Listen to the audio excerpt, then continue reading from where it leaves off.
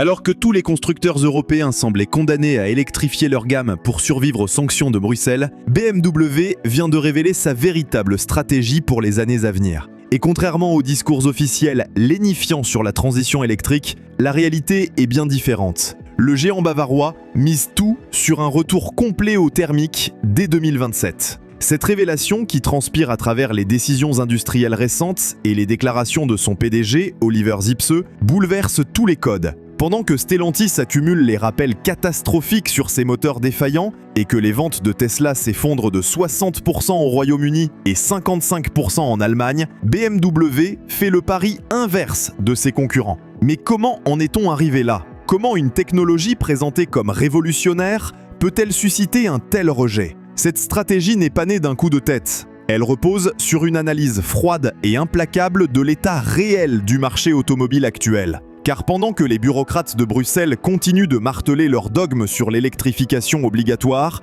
la réalité du terrain raconte une histoire complètement différente. Regardons les chiffres qui dérangent. Selon l'étude de l'OAT, 2025 seulement 9% des Français envisagent encore d'acheter un véhicule électrique. Ce n'est plus une simple résistance, c'est un rejet massif et organisé de la part des consommateurs. Et BMW l'a parfaitement compris. Il faut d'abord mesurer l'étendue du cauchemar que représente la transition électrique forcée pour des milliers de familles. Les données qui remontent du terrain sont accablantes et contredisent systématiquement les promesses initiales. L'infrastructure de recharge, présentée comme la solution miracle, s'avère être un véritable enfer pour les utilisateurs. Jusqu'à 20% des bornes publiques sont régulièrement hors service ou en maintenance, avec des délais de réparation qui s'étirent sur plusieurs semaines. Mais le pire, c'est que le coût de la recharge publique a explosé, au point de dépasser parfois le prix d'un plein d'essence sur autoroute. À quoi bon acheter électrique si recharger coûte plus cher qu'un plein d'essence ? Cette situation dramatique s'aggrave encore avec la hausse de la taxe sur la valeur ajoutée sur l'électricité, entrée en vigueur le 1er août 2025. Désormais, la taxe sur la valeur ajoutée uniforme de 20% s'applique là où auparavant, l'abonnement bénéficiait d'un taux réduit de 5,5%. L'impact sur le coût de la recharge résidentielle est immédiat et douloureux pour les propriétaires de véhicules électriques. Parallèlement, la suppression du bonus écologique classique depuis le 1er juillet 2025 a porté un coup fatal aux ventes. En France, les immatriculations de véhicules électriques ont chuté de 6,4% sur le premier semestre 2025, alors même que la moyenne européenne progressait de 34%. Cette divergence révèle l'ampleur du rejet français face à cette technologie imposée. Les tests indépendants menés en Australie sur 5 modèles électriques majeurs, incluant Tesla, BYD, Kia et Smart, ont révélé des autonomies réelles inférieures de 5 à 23% aux valeurs annoncées par les constructeurs. Ces écarts, rapportés par The Guardian, démontrent que l'industrie électrique continue de tromper massivement les consommateurs sur les performances réelles de ses produits. Face à ce chaos électrique, BMW a fait le choix de s'appuyer sur ses points forts historiques, l'excellence mécanique et la fiabilité de ses motorisations thermiques. Cette stratégie s'articule autour de moteurs qui ont fait leurs preuves et qui continuent d'évoluer vers plus de performance et d'efficacité. Au cœur de cette offensive thermique, on trouve le moteur L6 B58 de 3 litres, véritable référence technique de cette décennie. Développant entre 286 et 374 chevaux selon les versions, ce 6 cylindres en ligne turbo-compressé équipe les M340i et autres versions hautes de gamme. Son architecture à chaîne de distribution, son injection directe, couplée à un filtre à particules essence, et sa robustesse légendaire en font l'antithèse parfaite des solutions électriques fragiles et complexes. En parallèle, les moteurs 4 cylindres B48 mild hybride 48 volts démontrent qu'il est possible d'améliorer l'efficacité sans tomber dans la folie du tout électrique. Ces motorisations, développant entre 184 et 258 chevaux, bénéficient d'une assistance électrique légère qui optimise les consommations sans créer la dépendance technologique cauchemardesque des véhicules électriques. Côté diesel, BMW persiste et signe, avec ses moteurs B47 et B57. Le 4 cylindres B47, disponible sur les versions 18D, 20D et 23D, avec des puissances de 150 à 197 chevaux, continue de démontrer sa supériorité sur les longs trajets, avec des consommations de 5 à 6 litres au 100 km. le L6 B57 diesel, culminant à 352 chevaux sur les versions 40D, délivre un couple phénoménal de 650 à 720 Nm, qui pulvérise toute concurrence électrique en termes d'agrément de conduite. Ces moteurs s'appuient sur la boîte ZF 8HP, robuste, douce, fiable. Un avantage décisif face aux réducteurs simplistes de l'électrique. Cette transmission, bien plus fiable que les doubles embrayages capricieux de la concurrence, constitue un avantage concurrentiel majeur. Le PDG de BMW, Oliver Zipse, ne se contente pas d'actions discrètes. Ses déclarations publiques révèlent une vision radicalement opposée au consensus imposé par Bruxelles. Sa position est claire, BMW n'abandonnera jamais complètement les moteurs thermiques. Et l'échéance de 2035 pour l'interdiction des nouvelles voitures à essence et diesel est jugée irréaliste et dangereuse pour l'industrie européenne. Cette prise de position prend tout son sens quand on analyse les investissements récents du groupe, alors que ses concurrents bradent leurs actifs thermiques et ferment leurs centres de recherche dédiés aux moteurs à combustion. BMW prolonge et renforce ses investissements dans les usines de Steyr en Autriche et de Ramsol au Royaume-Uni. Ces sites spécialisés dans la production de moteurs essence et diesel voient leur capacité modernisée pour développer les nouvelles générations de motorisation thermique. La stratégie, baptisée « technologie ouverte » par BMW, refuse l'enfermement dans une solution unique. Cette approche pragmatique part d'un principe simple. À chaque usage, sa solution technique. L'hydrogène, testé sur l'IX5 hydrogène, les carburants de synthèse et même les motorisations thermiques optimisées constituent un arsenal technologique diversifié face à l'impasse électrique. Cette vision s'appuie sur des réalités industrielles que les autres constructeurs préfèrent ignorer. L'effondrement de Northvolt, le champion européen des batteries, qui a déposé le bilan en mars 2025 après seulement 9 ans d'existence, illustre parfaitement la fragilité de l'écosystème électrique européen. Avec 7,33 milliards d'euros de dettes et 5000 emplois supprimés, cette faillite révèle l'impossibilité pour l'Europe de rivaliser avec les géants asiatiques comme BYD, CATL ou LG dans le domaine des batteries. Le marché français, laboratoire privilégié de la transition électrique européenne, livre des enseignements cruciaux sur l'avenir de l'automobile. Les chiffres de 2025 racontent une histoire que BMW a parfaitement comprise, contrairement à ses concurrents qui s'obstinent dans le déni. Le cas Stellantis illustre parfaitement ces dérives. Le groupe de Carlos Tavares accumule les rappels qui révèlent l'ampleur de ses problèmes de fiabilité. Le moteur 1,5 litre Blue HDI, monté sur près d'1 million de véhicules en Europe, fait l'objet d'un rappel pour usure prématurée de la chaîne de distribution. Les batteries haute tension défectueuses touchent plus de 238 000 véhicules Peugeot, Citroën DS et Opel produits entre 2019 et 2022, créant un risque de surchauffe et d'incendie. Mais le plus révélateur reste le drame du moteur PureTech, qui démontre les conséquences de l'obsession du downsizing. Ces 3 cylindres 1,2 litre turbo, censés réduire les consommations et les émissions, se transforment en bombe à retardement mécanique. La courroie de distribution humide s'effrite prématurément, la consommation d'huile peut atteindre 1 litre tous les 1000 km et les casses moteurs surviennent avant 100 000 km sans signe avant-coureur. Les coûts de réparation entre 3 000 et 8 000 euros dépassent souvent la valeur du véhicule.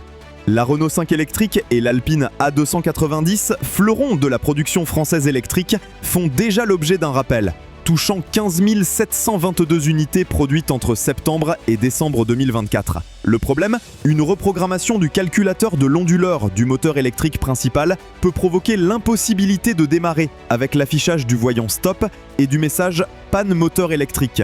Cette panne impensable sur un véhicule thermique illustre la dépendance totale de ces véhicules à des systèmes électroniques complexes et fragiles. Le phénomène du phantom braking, ou freinage fantôme, prend une ampleur inquiétante. Ce dysfonctionnement, qui provoque l'activation soudaine et injustifiée du freinage automatique d'urgence, touche particulièrement les véhicules Tesla, équipés du système Tesla Vision sans radar. Plus de 300 signalements officiels ont été enregistrés en France en 2024-2025 et les autorités routières britanniques mènent une enquête urgente après des arrêts complets à haute vitesse. Un tribunal allemand a même déclaré l'autopilote de Tesla défectueux après qu'un Model 3 ait freiné brutalement de 140 km/h à 96 km/h sans raison apparente.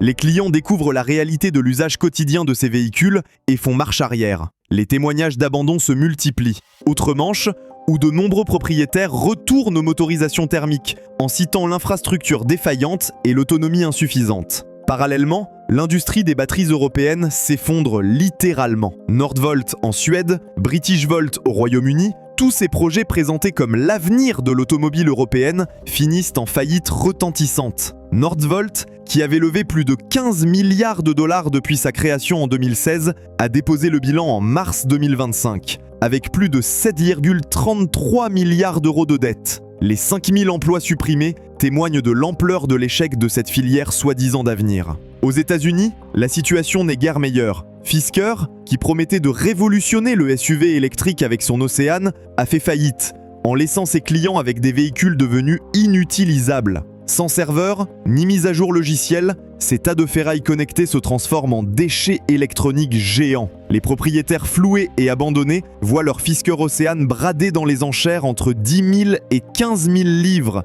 au lieu des 37 000 à 57 000 livres de prix initial, et découvrent amèrement la réalité de la dépendance technologique. Fort de cette analyse impitoyable de l'échec électrique, BMW développe une nouvelle génération de motorisation thermique, qui pulvérise les performances des solutions électriques imposées.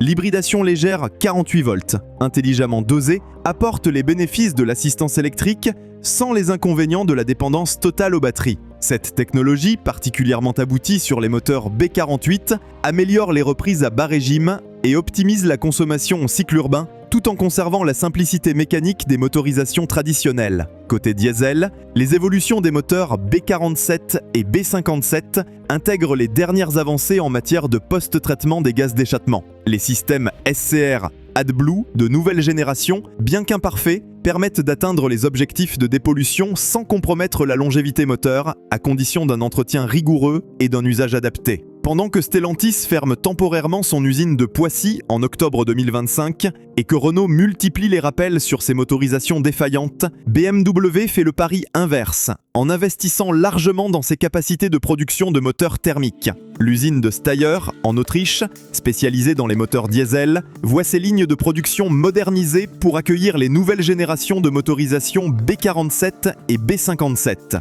Ces investissements, qui se chiffrent en centaines de millions d'euros, témoignent de la confiance de BMW dans l'avenir du diesel, particulièrement sur les segments premium où les longs trajets restent majoritaires. Parallèlement, le site de Hams Hall, au Royaume-Uni, dédié aux moteurs essence, développe les évolutions futures des blocs B48 et B58. Ces moteurs de nouvelle génération, prévus pour 2027-2028, intègrent les technologies les plus avancées en matière d'efficacité énergétique et de réduction des émissions, tout en conservant les qualités d'agrément et de fiabilité qui font la réputation de BMW. Cette stratégie industrielle s'accompagne d'investissements importants en recherche et développement. Contrairement à ses concurrents qui réorientent leur budget recherche et développement vers l'électrique, BMW maintient et renforce ses équipes dédiées aux motorisations thermiques. La guerre des prix déclenchée par les constructeurs chinois comme BYD compresse déjà les marges sur les véhicules électriques. Cette pression qui s'intensifiera avec l'arrivée de véhicules chinois en Europe rend la rentabilité de l'électrique de plus en plus problématique pour les constructeurs européens. BMW, en maintenant une offre thermique premium à marge élevée, échappe à cette spirale déflationniste. Les données Deloitte 2025 sur les intentions d'achat révèlent une désaffection profonde des consommateurs français pour les véhicules électriques. Avec seulement 9% d'intention d'achat, ce chiffre est en chute libre par rapport aux années précédentes. Cette tendance, observée dans plusieurs pays européens, confirme que l'engouement artificiel pour l'électrique, soutenu par des subventions énormes, s'effrite face à la réalité d'usage. L'évolution réglementaire européenne, sous la pression de l'industrie automobile, s'oriente également vers un assouplissement des contraintes. L'ouverture au carburant de synthèse, défendue ardemment par l'Allemagne, crée une fenêtre d'opportunité pour les motorisations thermiques optimisées. BMW, qui investit dans l'hydrogène et les e-fuels, se positionne parfaitement pour tirer parti de cette évolution. L'infrastructure électrique européenne révèle ses limites structurelles. Les blackouts répétés durant l'hiver 2024-2025 ont démontré l'impossibilité de faire face à une demande électrique décuplée par la mobilité électrique.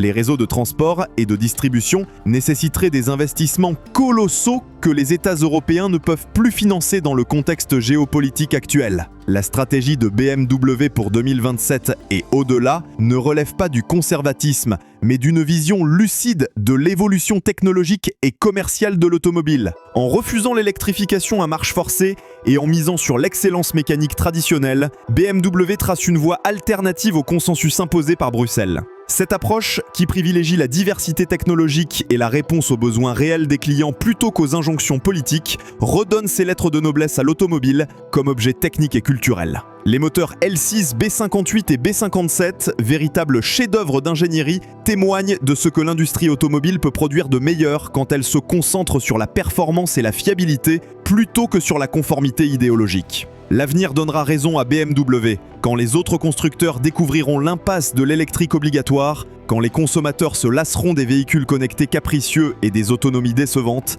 quand les coûts cachés de la transition électrique exploseront au grand jour, BMW sera là avec ses motorisations thermiques perfectionnées pour reprendre la main sur un marché désabusé. Cette stratégie, qui peut sembler aujourd'hui téméraire, s'avérera rétrospectivement comme la plus lucide de cette décennie automobile troublée. En 2027, quand BMW présentera ses nouvelles générations de moteurs thermiques optimisés, le constructeur bavarois démontrera qu'il existe une alternative crédible à la folie électrique imposée à l'industrie européenne.